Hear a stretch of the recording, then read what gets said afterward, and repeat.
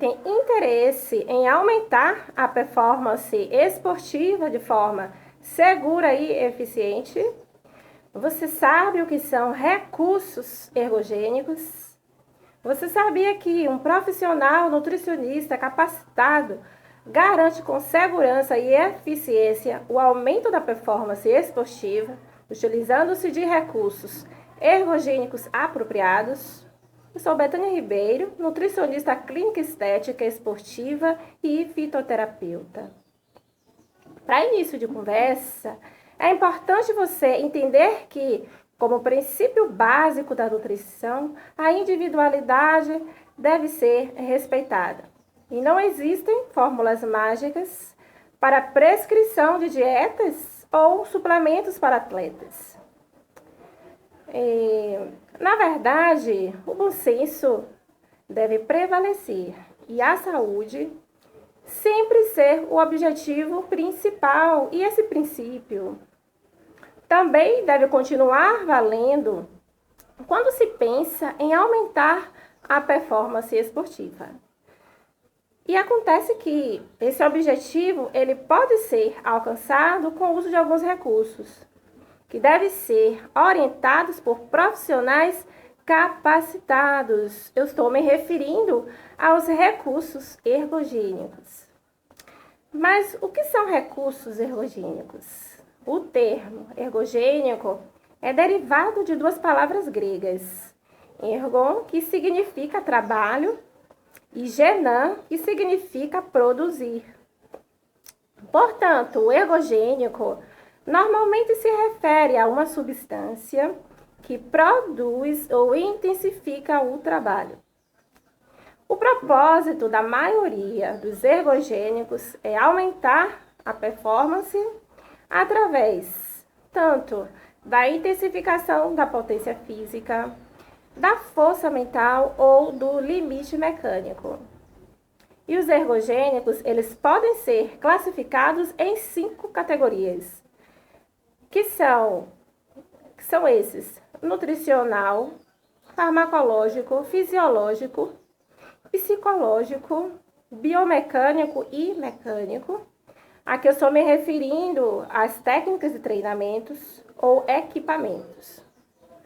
Bem, mas como eu sou nutricionista, eu vou te esclarecer aqui alguns aspectos importantes com relação aos recursos ergogênicos nutricionais. Os ergogênicos nutricionais servem principalmente para aumentar o tecido muscular, a oferta de energia e a taxa de produção de energia nos músculos. A administração de ergogênicos nutricionais não é considerada doping pelo Comitê Olímpico Internacional, tá? E o seguinte, mas essas substâncias podem ser de diversas classes, como carboidratos, proteínas, aminoácidos, vitaminas, minerais, extratos de plantas, como fitoesteróis anabólicos, ginseng, e também suplementos industrialmente formulados, tá? Bom, a habilitação do nutricionista na prescrição de suplementos nutricionais é regulamentada pela resolução do Conselho Federal de Nutrição, a qual implica ao nutricionista levar em consideração que tal prescrição deve sempre ser baseada nas diretrizes estabelecidas no diagnóstico nutricional e considerar que os suplementos nutricionais são formulados à base de vitaminas, minerais, proteínas e aminoácidos, lipídios, ácidos graxos, carboidratos e fibras, tá? Todos esses nutrientes isolados ou associados entre si.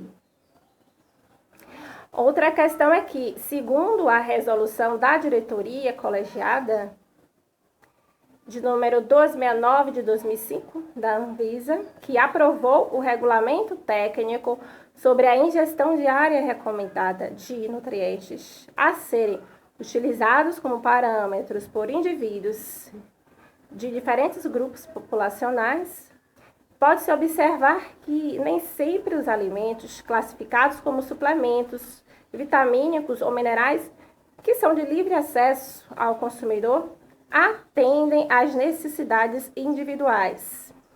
Então, diante disso, é interessante você saber que o nutricionista, ao prescrever qualquer destes tipos de suplementos, deve sempre respeitar a dosagem determinada de cada nutriente por dose de suplemento, somando-se sempre ao teor do nutriente contido na dieta.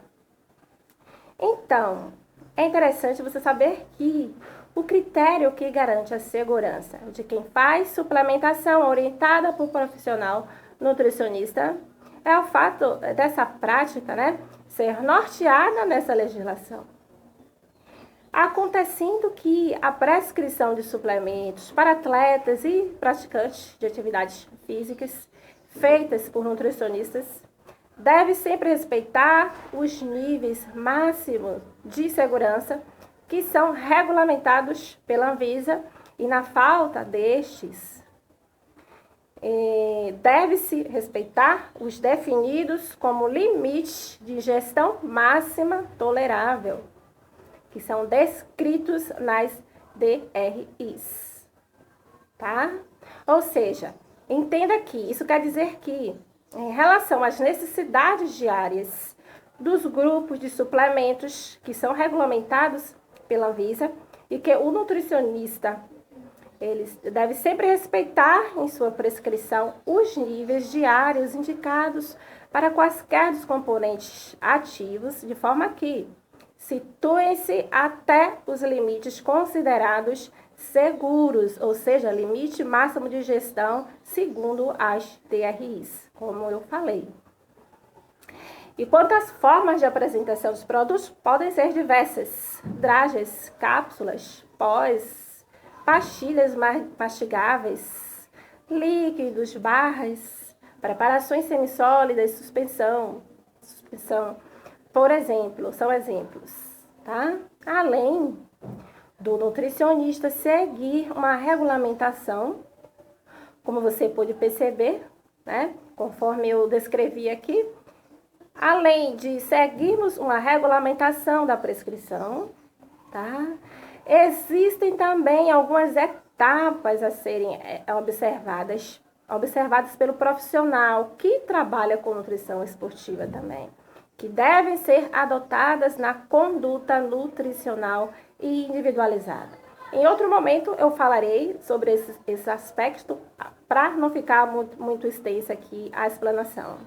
Bom, e como eu já falei, como princípio básico da nutrição, a individualidade deve ser respeitada e não existem fórmulas mágicas para a prescrição de dietas ou suplementos para atletas, tá?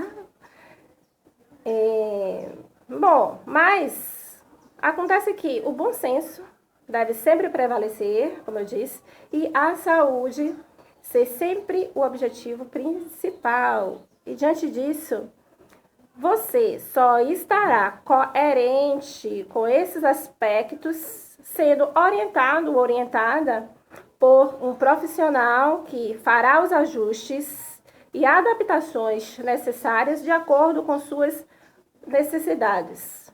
E acontece que o primeiro passo na conduta do nutricionista que trabalha com atletas ou mesmo com praticantes de atividades físicas é a educação nutricional, ou seja, estimular como hábito uma alimentação balanceada e rica em nutrientes. A partir de então, o foco deve direcionar-se para a especificidade, tá? Mas o ponto de partida é sempre a educação nutricional, ok? E a partir daí, o foco vai sendo direcionada para a especificidade, trabalhando o aporte adequado de substratos energéticos e de micronutrientes que são requeridos individualmente, de forma individualizada. Esse tipo de nutrição não merece atenção especial apenas antes da competição ou esporte intenso, mas pode e deve ser feito em qualquer atividade física, ao contrário do que muita gente pensa. Então, a alimentação do esportista e do atleta, na verdade, ela é diferenciada dos demais indivíduos em função do gasto energético relativamente elevado e da necessidade de nutrientes, que varia de acordo com o tipo de atividade e também da fase de treinamento e do momento de ingestão. E para finalizar, então, entenda aqui, é importante saber por que nosso corpo precisa se alimentar. E a melhor maneira é entender o mecanismo, tá? E esses mecanismos, eles são entendidos, estudados por profissionais capacitados, certo? Assim, cada um de vocês pode adaptar os alimentos conforme o tipo e horário do treino, né? Conforme o tipo e horário do treino. Mas o mais correto, é procurar um profissional para que possa fazer os ajustes e adaptações aí necessárias de acordo com suas necessidades. Eu espero que você tenha entendido um pouquinho, né, sobre nutrição esportiva e seja coerente com seus objetivos. Até a próxima!